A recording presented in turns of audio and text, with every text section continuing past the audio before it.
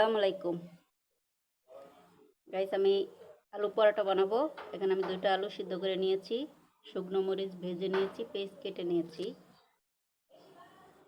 আর এখানে আমি 1 কাপ আটা নিয়ে নিচ্ছি। আটাটাকে মাখিয়ে নেব।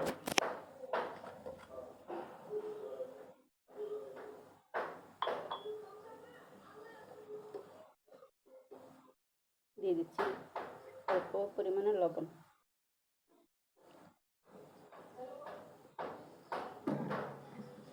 দিয়ে দিচ্ছি একটু সয়াবিন তেল। এটাকে ভালো করে মিশিয়ে নেব।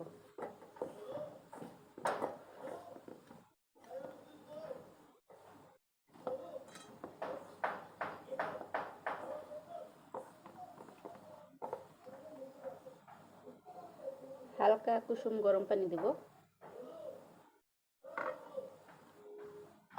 পানিটা আমি অল্প অল্প করে দিয়ে মাখবো, একবারে সব দেব না।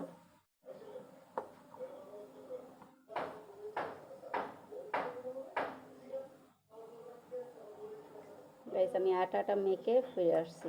এক হাতে ক্যামেরা ধরে আর এক হাতে মাখানো যাচ্ছে না, সমস্যা হয়ে যাচ্ছে। আমি আটা মাখিয়ে ফিরে আসছি, আপনারা আমার সাথেই থাকুন। গাইস, আমার আটাটা মাখানো হয়ে গেছে। আমি আটাটা মাখিয়ে নিয়েছি।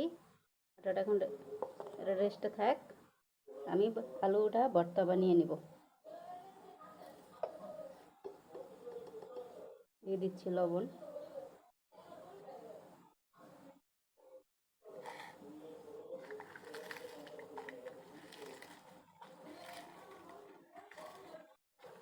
সবাই আমার ভিডিওতে লাইক করবেন, কমেন্টস করবেন, শেয়ার করবেন।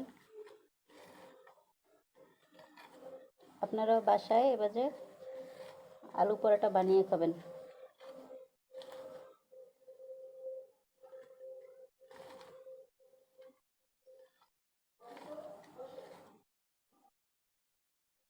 সরিষার তেল দিয়ে দেবো। সরিষার তেল দিয়ে আমি ভর্তাটা বানাবো। তাহলে এটা পরে ভাজলে খুব সুন্দর একটা ঘেরান আসে। গাইস, আমার আলু ভর্তা বানানো হয়ে গেছে। আমরা যেভাবে ভাত দিয়ে খাওয়ার জন্য আলু ভর্তা বানাই, আমি ঠিক সেভাবেই বানিয়ে নিয়েছি। আমি কারোর রেসিপি দেখে আমি আলু পরোটা বানাচ্ছি না, আমি আমার মতোই বানাচ্ছি। আপনারাও এভাবে বানিয়ে খাবেন। এর ভিতরে ধনিয়া পাতাও কুচিয়ে দেওয়া যায়। আমার কাছে এখন ধনিয়া পাতা নাই, তাই আমি দিচ্ছি না। পরোটা ফিরে আসছি, পরোটা বানিয়ে আলু পরোটা বানিয়ে আমি ফিরে আসছি। আপনারা আমার সাথেই থাকুন প্লিজ। গাইস, আমার পরোটা বানানো শেষ। আমি পরোটা বানিয়ে নিয়েছি। চুলায় আমি তাওয়া বসিয়ে রেখেছি, তাওয়া গরম হয়ে গেছে। আমি এখন পরোটাগুলো ভেজে নেব। বিসমিল্লাহ।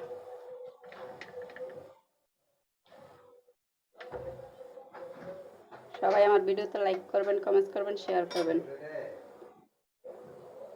আমার পরোটা বানানো কেমন হয়েছে সবাই অবশ্যই কমেন্টসে বলবেন, জানাবেন।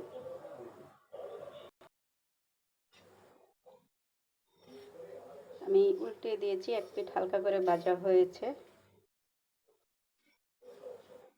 আসলে আজকে একটু গ্যাস সমস্যা, গ্যাস কম চুলায়, তাই একটু ভাজতে লেট হচ্ছে।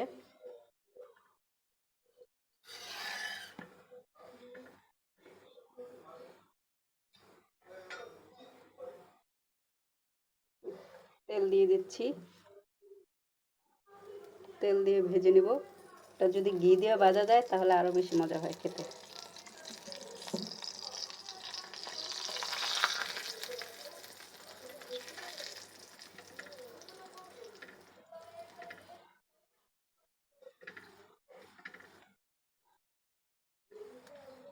আমরা ঘরে যে পরোটা খাই নর্মালি সবসময়, আমি সেভাবেই পরোটাগুলো বানিয়েছি, আলুর পরোটা।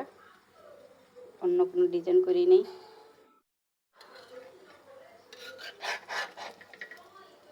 আপনারা অবশ্যই কমেন্টে জানাবেন, বলবেন কেমন হয়েছে।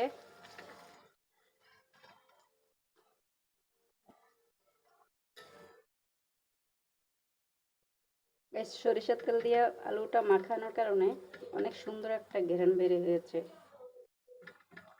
হয়তো আপনারা তো বুঝতে পারবেন না, আমি তো এখানে ভাজতেছি, আমি বুঝতেছি কত সুন্দর একটা ঘেরান বের হয়েছে সরিষার তেলের।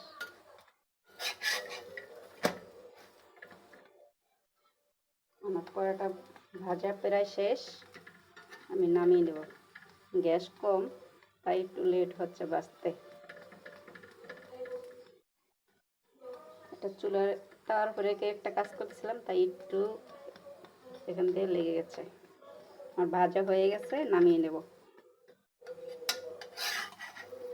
প্লেটটা তুলে নিচ্ছি। দেখুন গাইস, আমার এই পরোটাটা ভাজা কত সুন্দর হয়েছে। এটা ফুলে উঠছে সুন্দর। এটা আমার ভাজা শেষ।